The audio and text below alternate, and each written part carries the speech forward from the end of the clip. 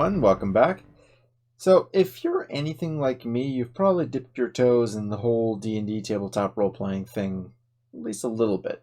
If you're a lot like me, well, you jumped headfirst into the pool. I think I probably got started around, what was it, 12? Between 12 and 15, there was an AD&D box set that I played with my dad, and, well, from there I started branching out. And while I have played the more recent editions of Dungeons & Dragons, the 5th edition in this case, for about, ran a campaign for 2 years now. It's not exactly my cup of tea. No harm for those who enjoy it, but, I tend to go back to the more earlier editions. And for that, you have a lot of selection to go to, especially with the OSR stuff, Old School Renaissance, for those who don't know. Basically, people who decided to go back to the earlier editions and extrapolate from there. One of those people was a guy by the name of Courtney Campbell, and his latest book is what we are looking for today. This is Artifices, Deceptions, and Dilemmas. If we look at the copy, it is a compiled volume of information for players of classic fantasy role-playing games, including contents of empty rooms, guidelines for impartial education of unusual circumstances, hazards, benefits, and puzzles, and creating interesting encounters. So, this is by Courtney Campbell of Hack and Slash Publishing. If you've heard that name before, it's probably in the context of his blog Hack and Slash, obviously, or you've caught him on Twitch as Agonarch Artist, where he does the illustrations for all his books live, while, talking and shooting the shit with the local viewers. Covered by Carl Chen, I'm hoping I'm pronouncing this right, Schenberg? I have no idea. Edited by Sandor Gabe? I'm hoping I'm pronouncing that correctly. Illustrations by Courtney C. Campbell and James Shields. So, this is definitely the tone we're going for here. This is actually reference to a classic illustration from AD&D, which had, unicorn stuff. And, well, you can see what kind of book we're looking at here. This is a book all about traps and tricks and all sorts of things that you find yourself putting in a dungeon for your players, but done in a specific way that falls in line with a more player agency focused philosophy of gaming. And that is something you find with a lot of Courtney's work. In fact, with all of Courtney's work. In many ways, it's pretty much the cornerstone of his gaming philosophy. So, just going over that, you have an author's introduction. Now, you have a nice first section here on different rooms that you can put into any kind of, dungeon environment. And here's something very important here, is that not only do you have a nice little random table here for stuff you can do, but each one comes with its own descriptions and illustrations, all done by Courtney C. Campbell himself. And holy crap, look at the illustrations that he made. The line work on these things is incredibly detailed. He goes you can see the texture on the walls from the inking there. So each one of these entries comes with its own illustration, as well as a short description, and all the kind of stuff that would naturally go into such a room, even if it's not a particularly important encounter area. So if you're just putting some empty rooms in the area, basically to ensure verisimilitude, because not every room in a dungeon is going to have any encounters in it. It's kind of important, actually, because that way you have some more tactical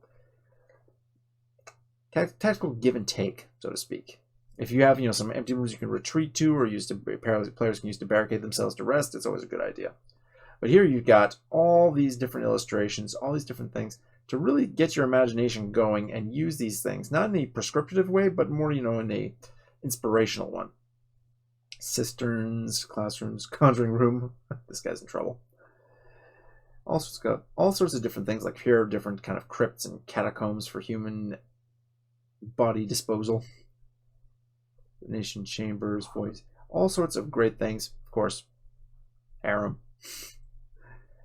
Oh, and nobody likes a maze, but if you have to do one, you have a good idea there. So, lots and lots of these things. Also, the descriptions and illustrations for foundation exterior material. So, just giving you some ideas of what it would look like, or even just feel, given how detailed the texturing is on the illustrations, of the kind of stuff that you will find in these kind of interior environments. Like, if you have a place that's completely covered in metal sheeting, it's going to have a whole different atmosphere to some place that's brick, or, just stone, or just rammed earth all clogged together. Walls and interiors like here. Now, here we got a nice little intermission between the room sections and then going on to the trap section. And here it's important. I'm just going to quote this verbatim. Games are collections of interesting choices. The player making choices sets this type of entertainment apart from more passive forms like books or film. What makes a choice interesting? An interesting choice is neither trivial nor an objective matter. There are several guidelines. A choice must matter. The agent must be able to perceive difference between outcomes. The larger the space between, the more powerful exertion of the agency. The player must understand the choice well enough that a decision represents the intent. This is really important when you're placing traps in a dungeon, because if the only thing that tells you there's one is you set it off and your character's dead, you just fucked up real bad and your players are not going to be coming back very often. So each description here, starting with mechanical triggers for traps here, so for instance pressure plates and the like, goes into a great deal of detail about not only how these things work, but also how to best communicate their existence to the player without being too obvious. So a particular example I like here are the ones for lids. These are anything that conceals pit traps, basically. So simple mechanical triggers, any object that covers a pit that makes it look like there's no pit is a lid. Also refers to false coverings that open into a trap. So prodding and tapping are very effective in detecting these kinds of traps, which gives you a good idea how to get past them. Usually have a percentage chance not to be triggered. Since lids are literal covers for holes, water usually tends to be very effective in detecting these traps. So different kinds of them, and each one having its own particular giveaways. So for instance, a teeter-totter pit, which is the kind of thing where you just step on it and the weight of your stepping on it just makes the whole thing go, you fall in, and then just resets itself automatically when you're off of it. So here, one side may be raised up an inch or more while the other is low, or if it's poorly made, the wrong side lid could be visible. Essentially, the whole thing just flipped 180 degrees and no one from the dungeon is smart enough or has the time to fix it. Then we go into here, traditional use. Here are some examples, for instance, here from B2 Keeper on the Borderlands, one of the original Dungeons & Dragons modules, that goes into describing exactly how it's been used in the past. So here you have that 2 in 6 chance that a group enters a cave-like tunnel, hiding in trees before an attack, each carries several pieces. Note, 30 feet inside the entrance is a pit. There's a 3 in 6 chance that each person in the front rank will fall in unless they are probing ahead. So that's what he means by a percentage chance for a trap not to be triggered. Now, after that, you have a nice little design section going into basically how you're supposed to use this. If you're going to put pits, for instance, into your dungeon, a good idea is to have open pits at first. Have them even if they're really nasty ones with poison spikes at the bottom, have a bunch of pits that are already triggered. You can see dead bodies at the bottom, maybe even a little bit of treasure there if you're willing to, take the time to go down there to get it. But therefore, you're introducing the idea that yes, there are traps, they are detectable, and if you're not paying attention, this is what's going to happen to you. So ensuring that the players have the information they need in order to make intelligent choices.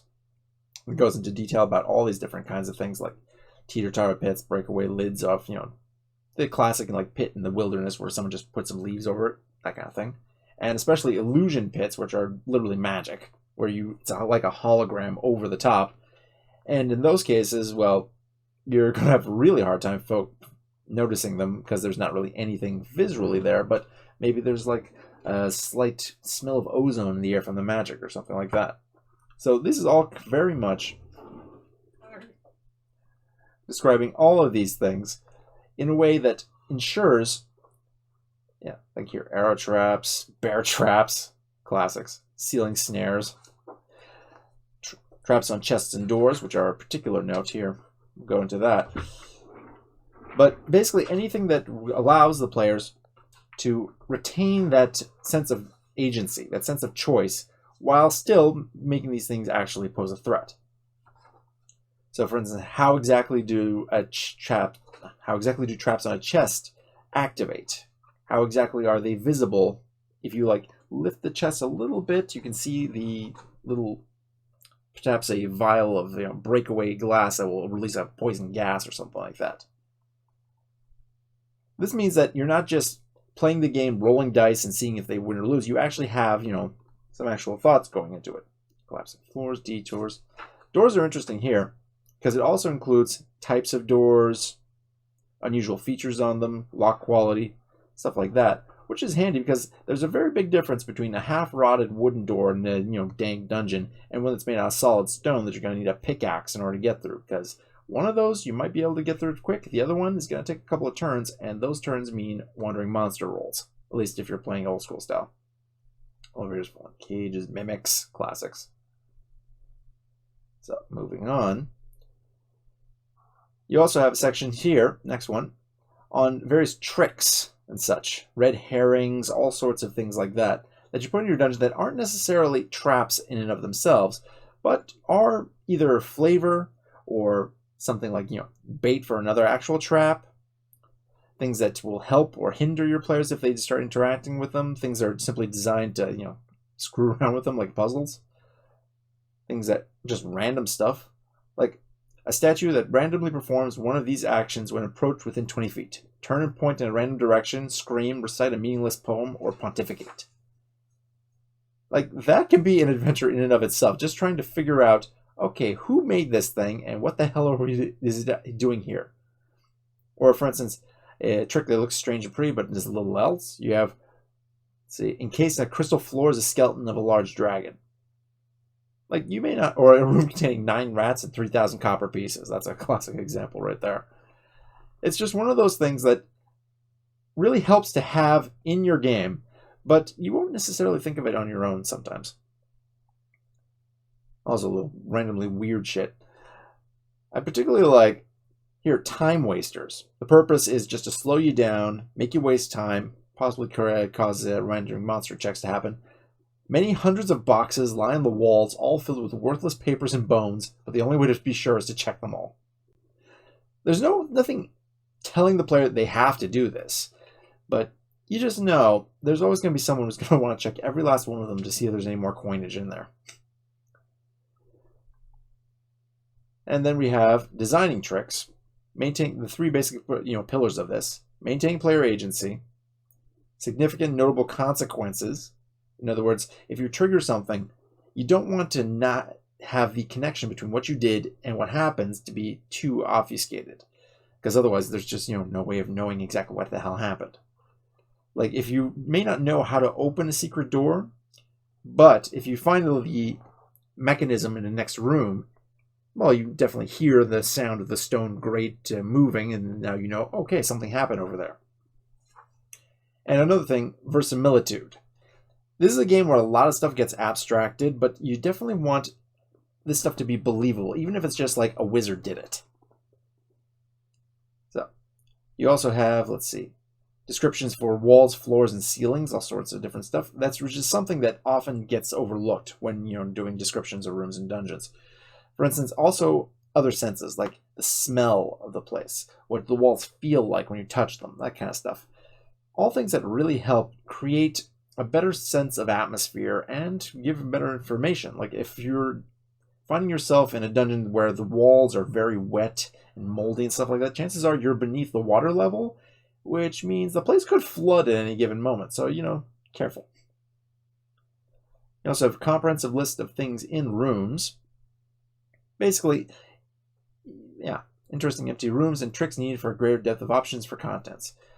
Basically, ideas of stuff that would be in any given area that you don't necessarily want to, automatically have to write down on your paper, on your, dungeon map or something like that, but gives you some ideas of what's there. So, for instance, if you're in a torture chamber of some kind, you're going to have like braseros, hot pokers, various torture implements. You don't necessarily want to go into great detail about those because they may not be important unless, you want to create some red herrings or something like that.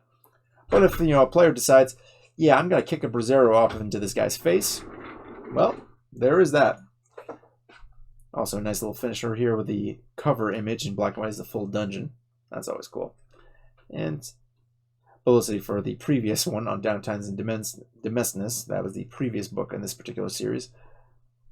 So, are there any downsides to this?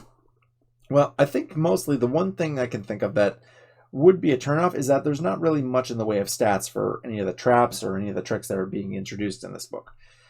Now, this is a system-neutral supplement, so it's not specific to any one system. If you're like a BX person or playing OSRIC, LTFP, DCC, whatever, You're going to get a lot of good, useful information and useful ideas from this book, but you're not going to get system work. You're going to have to, put in the effort yourself for that. So that can be a downside. Also, the book is a little bit pricey given all the artwork and the effort that went into it, so it's around $20 or so. I know for a lot of people, for buying stuff on PDF, that's going to be pretty pricey. However, the print-on-demand stuff from Drive for Your RPG, softcover and hardcover, are going to be available by the mid-March, something like that, mid to end of March. So those are the options for you if you prefer something with a bit more bang for your buck. I happen to like this book. It's got a good amount of detail. It really goes to explaining why it's important to ensure that players have that kind of agency, because that's really the basis of why you're playing a tabletop role-playing game to begin with. If you didn't have that, there really wouldn't be much of a reason not to play this as a video game or something like that. I mean, even then, an actual video game would also have this kind of information. So if you're actually starting to make your own dungeon crawling video game or something like that, I'd actually buy this up, because it would actually include some very good ideas for how to do this kind of thing too. In any case, that has been Artifices, Deceptions, and Dilemmas. You can get this on Drive-Thru RPG. The link is going to be in the description. There's going to be more reviews coming soon. I'd like to thank you all for watching. They'll be coming out. I have one for a couple of video games in the works, as well as the continuation of my Conan Bande Dessinée reviews. Next one will be pretty soon, and in fact, I'm getting the latest comic within the next couple of days, actually. So that's going to be nice to get to read that. Until then, I've been Bastian. This has been Guinness. Hello, Guinness. And I will see you next time. Bye-bye.